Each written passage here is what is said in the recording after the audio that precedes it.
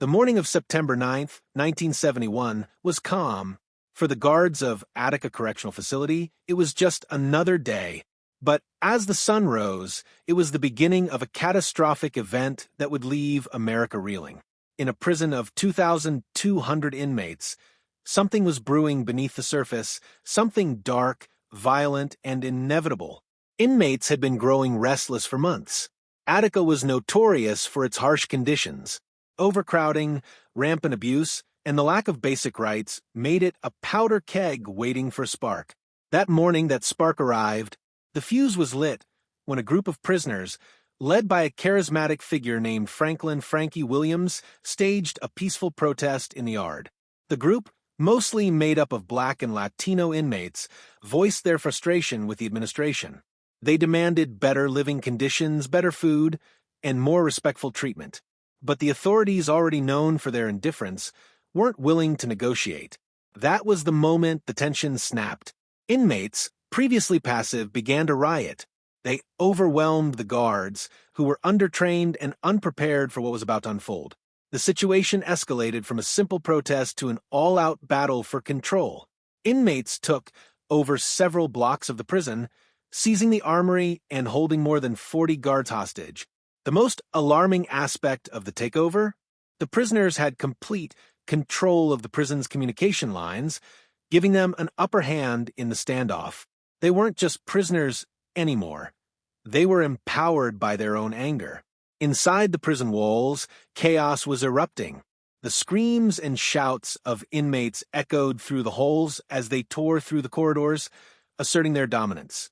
Their power was undeniable, and the atmosphere was thick with an unmistakable sense of fear and anticipation. The riot had caught everyone off guard, the police, the administration, and even the other inmates. But why? What had pushed these men to this breaking point? It was the combination of relentless abuse and the slow grind of daily suffering. Guards routinely stripped inmates of their dignity, using excessive force during routine searches, making racial slurs, and offering no compassion for their circumstances. The prison was overcrowded, with beds stacked 3 high in some areas, and the food served was barely edible. But it wasn't just the physical conditions that had broken the inmates. It was the constant dehumanization, the cultural oppression, and the feeling that no one was listening. The riot was not just about poor living conditions, it was about survival. The prisoners had learned that the only way to gain any semblance of control in their lives was to fight for it forcefully. As the rioting intensified, the state police were called in, but they were unsure how to handle such a large, organized rebellion. The prison's warden, Louis E. Laws, who had been in charge for nearly 2 decades, remained completely out of touch with the situation.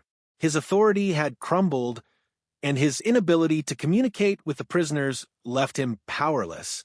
The media outside began to catch wind of the story, and what started as a prison protest soon gained national attention.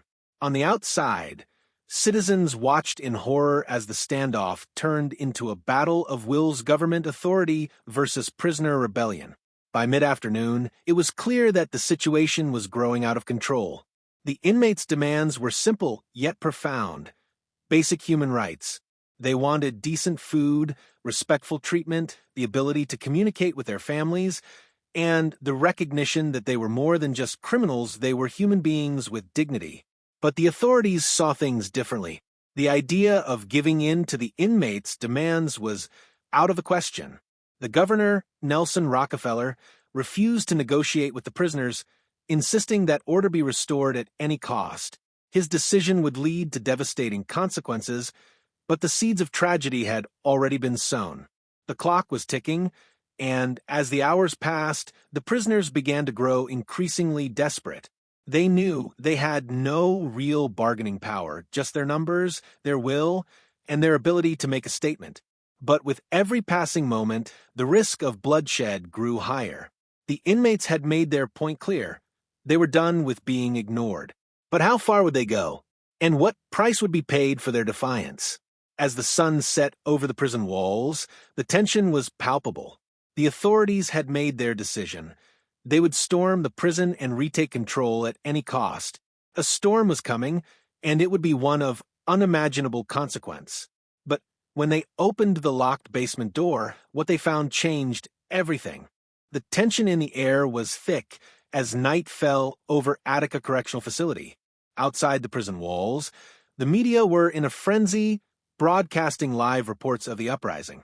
But inside, the real battle was just beginning.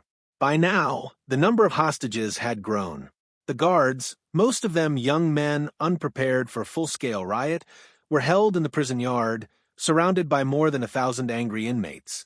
The prisoners, many of whom had been pushed to their limits by the prison's brutal conditions, now held the power.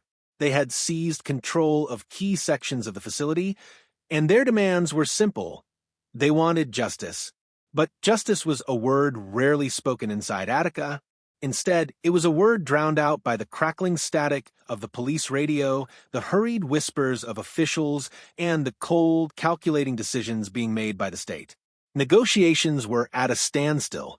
The inmates wanted real change, but the state's response was clear: no negotiations with criminals. For hours, the standoff continued.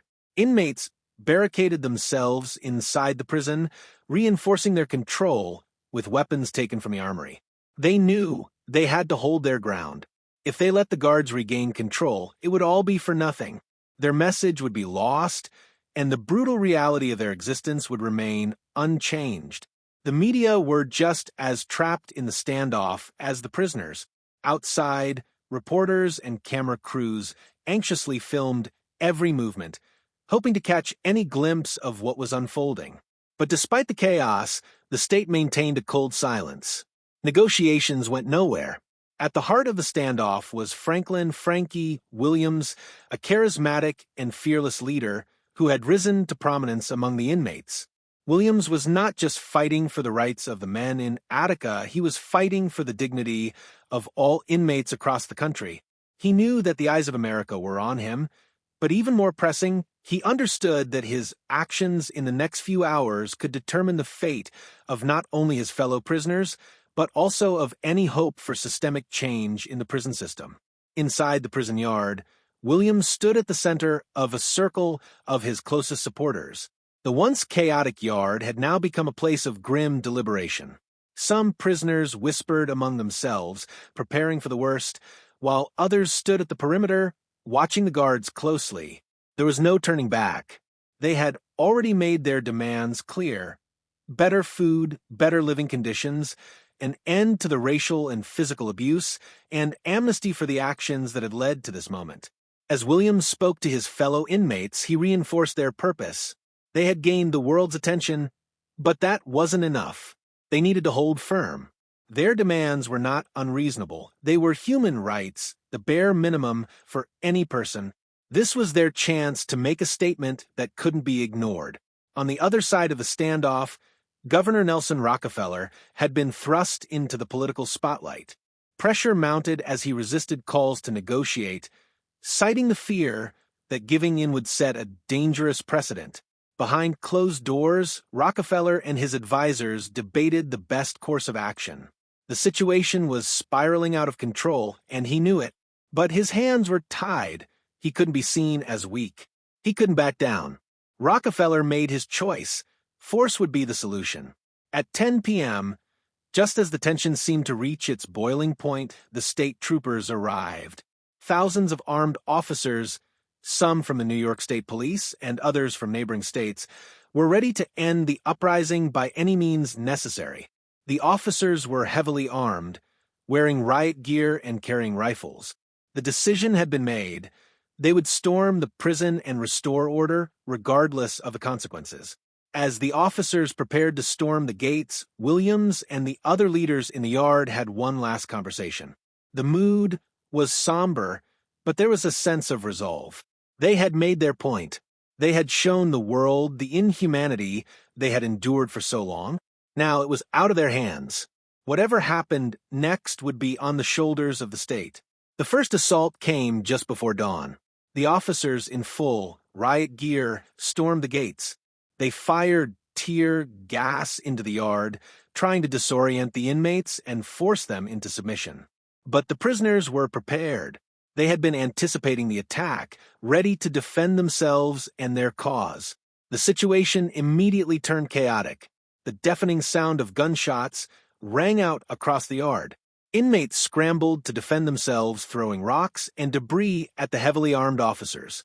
It was clear that the prisoners were not going down without a fight. The standoff had now become a bloodbath, and what had started as a peaceful protest for justice was quickly spiraling into a violent confrontation. But even as the violence escalated, Williams remained calm. He knew that he couldn't afford to lose control now. He had to protect the hostages, protect the cause, and make sure the world knew what had happened inside Attica. In that moment, the world was watching, and every move would be scrutinized. But as the gas filled the yard and the clashes intensified, the fate of the prisoners and the future of the prison system was hanging by a thread. The dawn had barely broken when the storming of the prison escalated into complete chaos. The gas from the riot police billowed through the yard, choking both the inmates and the guards who had been taken hostage. Screams filled the air as the tear gas worked its way into the lungs of those trapped in the conflict. The prison yard became a war zone.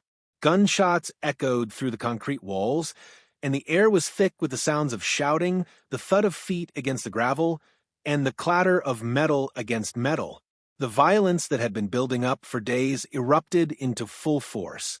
Officers in riot gear stormed the yard, firing rubber bullets and using force to subdue the prisoners. But the inmates weren't just fighting for their survival. They were fighting for their dignity, their voices, and the chance to be heard. Despite the odds, Frankie Williams, the unofficial leader of the revolt, stood his ground. He shouted orders to his fellow inmates, directing them to stay low and protect the hostages. His focus wasn't on violence, but on control, keeping order among the chaos to prevent even more bloodshed. But the prison had descended into madness, and the sound of the gunshots only grew louder. The situation was spinning out of control, and no one knew how it would end. As the riot progressed, the state troopers closed in on the inmates who had taken control of the yard. What followed would go down in history as one of the deadliest moments in U.S. prison history. Prisoners who had initially been protesting for better conditions now found themselves in a brutal standoff with heavily armed officers who were determined to quash the rebellion by any means necessary. By the time the state police had fully retaken the yard, dozens of inmates had been killed. In the chaos, innocent lives were lost. The hostages who had been used as leverage in the initial standoff were also at risk. They had been caught in the crossfire, and many were injured as the riot turned into a massacre. The final toll was staggering: 43 dead, including 10 correctional officers. The violence was swift, brutal, and relentless. No one was spared. What had begun as a desperate attempt for dignity and justice ended in tragic bloodshed. As the dust settled, the authorities rushed to restore order. Governor Nelson Rockefeller, who had steadfastly refused to negotiate with the inmates, declared the uprising over. The prison had been resecured, but at what cost? The lives of dozens were now lost, and the impact of the rebellion would echo far beyond the prison walls. The national response was swift. Protests and rallies erupted across the country, with people calling for a reform of the criminal justice system. The question on everyone's mind was the same: how did it get this bad? How did the conditions inside Attica lead to such a catastrophic event? And why hadn't the authorities acted sooner to prevent it? But the real questions were never truly answered. Attica became a symbol of America's broken prison system, a place where prisoners were pushed to their limits until they had no choice but to fight back. The conditions inside the prison were inhumane, but the response to the uprising was just as brutal. No one had won that day. As the investigation began, it was revealed that the decision to storm the prison had been made with little consideration for the lives at stake. Rockefeller's insistence on force over diplomacy was criticized as a misstep, one that resulted in unnecessary deaths. However, the damage had already been done. The riot, the massacre, and the aftermath left the public questioning not only the authority of the prison system, but the entire penal philosophy of the country. But What happened next? Attica was no longer just a prison. It had become a symbol of rebellion. The lives of the men who fought for their rights, men who had nothing left to lose, were sacrificed, but their message endured. Prison reform became a hot topic, one that would take decades to address. In the wake of the riot, there were small improvements made to the treatment of prisoners, but the scars of that day, the violence, and the tragedy would remain. In the years that followed, Williams and many of the other leaders of the riot were remembered as martyrs. Their names became synonymous with the fight for justice within the penal system. For some, the uprising was a moment of shame. For others, it was the birth of a movement. The question still remains, was it worth it? Was the violence the only way to get their message across? Or had they been driven to desperation by a system that had broken them long before the guns were drawn? And as for Frankie Williams, his story, like the story of Attica itself, remains marked by the tragic choices made in the heat of conflict. His role in the rebellion is still debated to this day, but one thing is clear. Attica was not just a prison uprising, it was a call for change, one that echoes in the prison system to this very day. What really happened inside Attica? Who truly won, and who paid the price? The story doesn't end with the riot, it continues to this day. Stay tuned for more in-depth looks at America's most shocking true crime stories. Don't forget to subscribe to catch the next part of this unfolding story. Like, comment, and share if you want to learn about the next chapter in America's prison history.